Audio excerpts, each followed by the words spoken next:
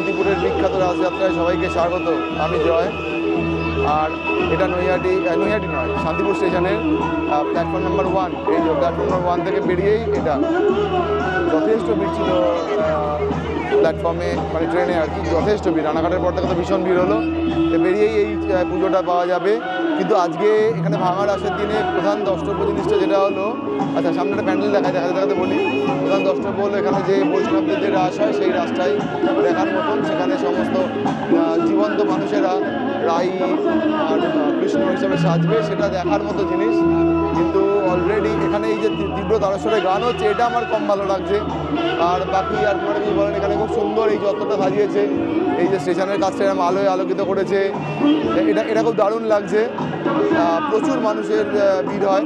আপনারা জানেন যে পশ্চিমবঙ্গের যে কটা জায়গায় রাস উৎসব সবচেয়ে সাড়ম্বরে পালিত, তার মধ্যে শান্তিপুরকে একদম প্রথম স্থানে রাখতে হবে। নবদ্বীপের থেকেও বেশি। নবদ্বীপে তো শাক্তরাজ, আর এখানে হচ্ছে বৈষ্ণব রাস, যেখানে রায় কিশোর। আর অ্যাকচুয়ালি আপনারা জানেন যে মহাদেব লুকিয়ে এই রাস দেখতে চেয়েছিলেন এবং তার ফলে কৃষ্ণ সেটা জানতে পেরে গেছিলেন, গোপনে রাত দেখতে পাননি বলে।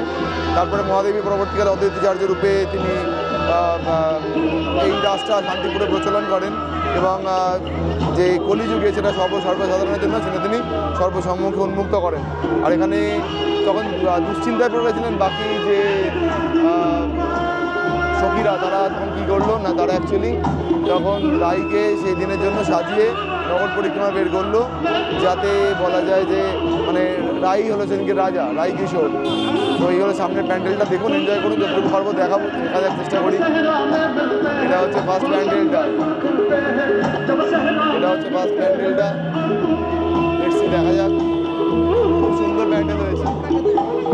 শান্তিপুরে বিখ্যাত রাস দেখতে হলে শান্তিপুর স্টেশনের 1 নম্বর প্ল্যাটফর্ম থেকে বেরিয়েই সামনে এই প্যান্ডেলটা পড়বে। এটা প্রথম দিয়ে আপনারা শুরু করতে পারেন। যদিও আজকে ভাঙা রাসের দিন, আজকে যে শোভাযাত্রা সেটাই প্রধান দেখার জিনিস, কিন্তু এই প্রতিমা কিন্তু নজর কাড়া। অনেক যে পুরস্কার পেয়েছে দেখা যাচ্ছে।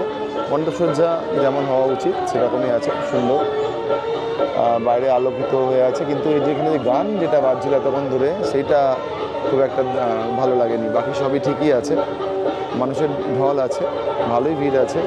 এই চারপাশে দেখতে পাচ্ছেন, কিন্তু একটু আগে ভিড় ছিল যখন ট্রেন থেকে সবাই নামলো, দেখে এবারে যে মেন ডাকবাংলা মোড়ের দিকে চলে গেল, তাই এখন ভিড়টা কিছুটা প্রশমিত হয়েছে, তাই এখন একটু ফাঁকা লাগছে, এখন বোঝা যাচ্ছে না। আচ্ছা, বাই দ্য ওয়ে, এইখানটায় কিন্তু প্রধান পুজোটা কিন্তু এইটার উপরে হয়, এই ঘরটা। আর এখানে দেখুন কি সুন্দর যে মৎস্য কন্যারা রয়েছে, দেখতে পাচ্ছেন না? হ্যাঁ, দেখতে পাচ্ছেন। আর ওদিকে অ্যাকচুয়ালি অদ্বৈতাচার্যই তো শান্তিপুরের রাসটা প্রথম প্রবর্তন করেন। আর এই মূর্তিটা কিন্তু এই যে মণ্ডপসজ্জা বলুন বা প্রতিমার রূপ বলুন, আমার কিন্তু খুব ভালো লেগেছে, খুব অন্যরকম। আমি এরকম এর আগে খুব বেশি দেখিনি, তাই হয়তো বেশি ভালো লাগছে। যারা আপনার অভ্যস্ত তাদের হয়তো এটা খুব স্বাভাবিকই মনে হচ্ছে, কিন্তু এই ব্যাকগ্রাউন্ডে গানটা একেবারেই সহ্য করা যাচ্ছে না আমার মতে। এই ধরনের গান এটা পুজোর ক্ষেত্রে কী করে যে মানানসই হয় সেটা আমার জানা নেই। যাই হোক, যদি আপনাদের কারোরও একটু ভালো লাগে এই মণ্ডপসজ্জা, এই প্যান্ডেল থেকে, তবেই আমার এই পরিশ্রম একটু হলেও সার্থকতা পাবে। আপনাদের মানস ভ্রমণ যদি মনে হয় যে আপনারা রিয়েল ফিলটা যেটা আসলে আপনারা সেটা হচ্ছে, কিন্তু আপনাদের শুধুমাত্র সেই শারীরিক পরিশ্রমটা হচ্ছে না, তাহলে ঠিক আছে। তা না হলে এই পরিশ্রমে আমারও সার্থকতা পাবে না। আজকে হাফ ডে অফিস করার পরেও এই যে ফিরে এসে এই পরিশ্রমটা, তাহলে সার্থকতা পাবে না। তো আমি মণ্ডপগুলো পরপর দেখানোর চেষ্টা করবো। ডাকবাংলা মোড়ের দিকেও যাওয়ার চেষ্টা করবো। রাস্তা সম্পূর্ণ বন্ধ, কোনো রকম কোনো টোটো ইত্যাদি চলছে না। এখান থেকে প্রায় 2 কিলোমিটার দূরে গেলে তখন ডাকবাংলা মোড় পড়ে, সেখান থেকেই প্রথম আপনারা জানেন যে বড় দর্শনী বাড়ির প্রথম রাস শোভাযাত্রাটা শুরু হয়, তারপরে অন্য শোভাযাত্রাগুলো আসে, আর প্রচুর ভিড় থাকে। তো যাই হোক, ঠিক আছে। শান্তিপুর স্টেশন থেকে বেরিয়ে আপনারা মিনিটখানেক হেঁটে এই বড় রাস্তায় পড়ে যাবেন। এবার এখান থেকে আপনারা সোজা যাবেন এই রাস্তা ধরে যদিও রাস্তা নো এন্ট্রি আছে বলে শুনেছি। তারপরে একটা বিধানচন্দ্রের মূর্তি পাওয়া যাবে, সেখান থেকে যদি বাঁদিক নেন তাহলে আপনি পাবেন বড় গোস্বামী বাড়ি। আর লাইটিং দেখবেন সামনে, দেখুন চন্দননগরের সঙ্গে তুলনা করবো না, কিন্তু লাইট এখানে যথেষ্টই আছে। কারণ এখানে হচ্ছে শোভাযাত্রাটা দেখার মতো। কারণ এখানে নবদ্বীপের মতো শাক্ত রাসের প্রাধান্য নয়, এখানে হচ্ছে বৈষ্ণব রাস, অর্থাৎ আপনারা জানেন রাধাকৃষ্ণ, কৃষ্ণ রাই রমন। এবং সেখানে প্রথম শোভাযাত্রাটা কিন্তু শুরু হবে আর কিছুক্ষণের মধ্যেই, সেটা হবে শান্তিপুরের বিখ্যাত বড় গোস্বামী বাড়ি। সে করে ধরেছেন, কারণ তখন থেকে তারা যদিও মানে অদ্বৈতাচার্য তিনি এটা করেছিলেন, কিন্তু তবুও এই প্রপৌত্র আমল থেকে কিন্তু এই পুজোর অনেক প্রাধান্য পাই। বাঁদিকে চলে আসলে আরেকটা ঠাকুর দেখতে পারবেন আপনারা, বারোয়ারি ঠাকুর। চলুন দেখে নিন। সামনে অলরেডি দেখুন এরকম মানুষের ভিড় আছে।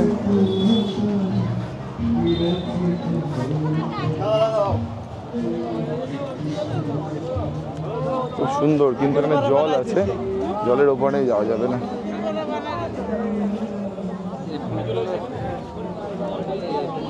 ভালো।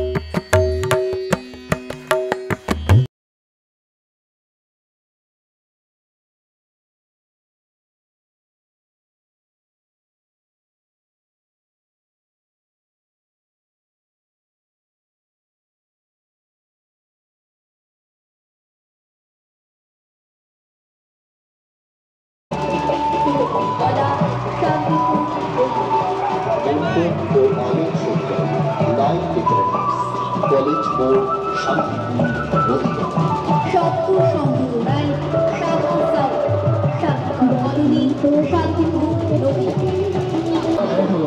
सुन बंसी की तान सखी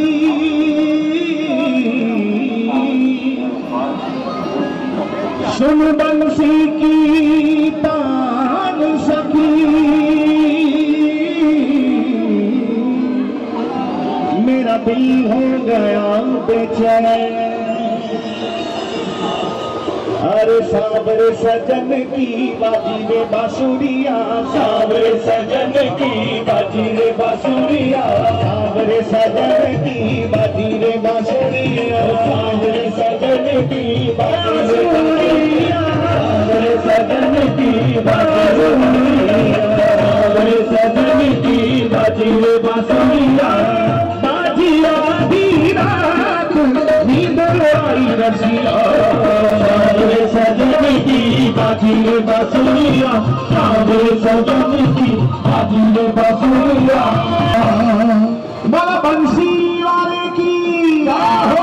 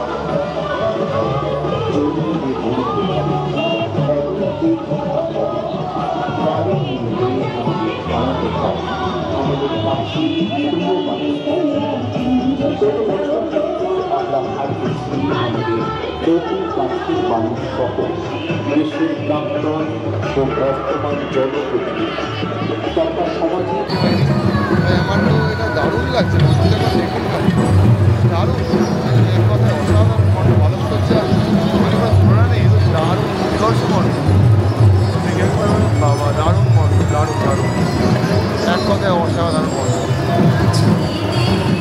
ত্রিপুরের রাজযাত্রা, ভাঙা রাজযাত্রা আজকে, সেখানে প্রস্থান দেখতে এসেছি, কিন্তু বাকি একটা দাঁড়িয়ে বললাম এটা হচ্ছে বাইগাছি পাড়া। সামনে আবার দেখাই